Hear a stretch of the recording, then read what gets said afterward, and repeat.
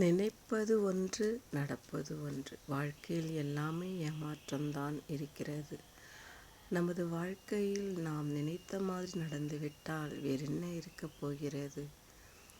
மாமியார் வீட்டிற்கு வந்த பிறகுதான் தெரிகிறது நாம் வேலைக்காரியாக மாறியிருக்கிறோம் என்று.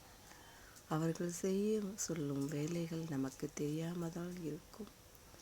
ஆனாலும் தெரிந்த மாதிரி வேலைகளை செய்து முடிப்போம்.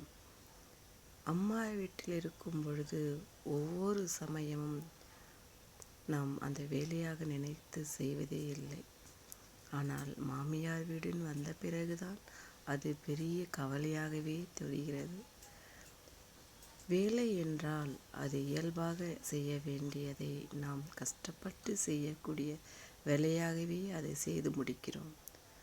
பொறுப்பு என்பது மாமியார் வீட்டுக்கு வந்த பிறகுதான் அந்த பொறுப்புணர்வோடு செயல்படுகிறோம்.